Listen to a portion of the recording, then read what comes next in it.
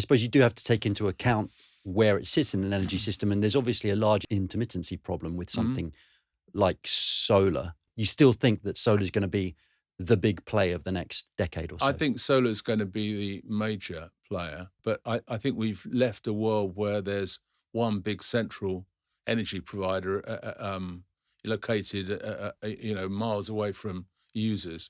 And I think that the intermittency point will be dealt with in our minds anyway, largely by, batteries and all the rest of it, fine, but batteries aren't the answer.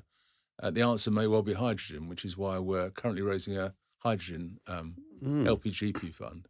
Okay, so I'd like to talk a bit about hydrogen because on the one hand, I could flippantly say that you've ridden the renewable energy wave, but actually as a marketeer, what it seems to me that you've done is you've created a category and then you've become the leader in it, which is actually pretty unusual. You were a very early mover in this. You saw it coming. You predicted, let's say, the application of Moore's law. What's the story behind your conviction in hydrogen? Everybody knows what hydrogen does, but hydrogen won't happen and couldn't happen because of its cost without renewables and without, if you will, surplus renewables. Zero cost of production, surplus renewables. Zero cost of production, surplus renewables means that you can make hydrogen economically. Toyota have now come up with a car where they basically have an electrolyzer in a tank, which you fill with distilled water. It electrolyzes on the spot, and you've got a hydrogen fuel cell car. Now that if that's ever put into production, which it may well be, that's a game changer, and I think we're going to see a lot of that around. But the basic reason why hydrogen is beginning to work economically is because of surplus zero cost of production renewables. But is there surplus zero cost of production renewables in Europe, for example? The answer is you get. We've seen with the battery funds, which have suffered rather recently.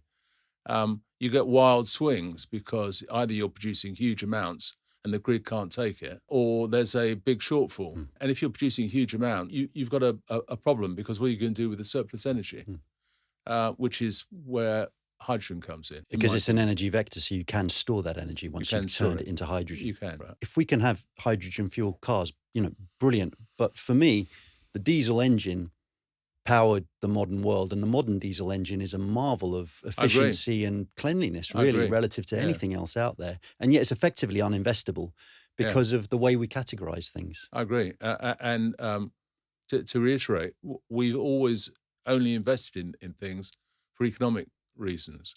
And hydrogen will win and do its bit in the energy transition only as a function of cost reductions going forward. In all of this, I haven't actually asked your view on electric vehicles. Where do you stand on that? I think it's a transition technology. Right. I think it's going down a blind alley which will peter out in maybe 5 or 10 years' time. That quickly, I like think the so. mini disc. Yeah, I think so. That's why. Well, there is no charging infrastructure of any note in this country. I mean, there is one, but it's would you fancy driving long distance? I wouldn't. One question. Second question, what do you do with the old batteries? Third question, how do you deal with the repair and insurance and life cycle costs generally of second-hand values? Oh, yeah. All of those things no one's thought through. And fourth question, do you really want your car industry to be wiped out and we import all our cars from China? If you can answer all those four questions, then I'll revisit my opinion. But Well, I also saw a quite worrying policy paper by a consultancy the other day that basically said if we're going to electrify everything and everyone's going to be driving electric vehicles, we need to be introducing effectively load shedding, South African style, so that people can choose whether they can charge their car or have the fridge on, which didn't seem to me like truly progressive option. The point about over fast transition, faster than we can do it, is that the people that will suffer are those with least. It's very, very, very regressive, and that is not a policy that I'd want to pursue.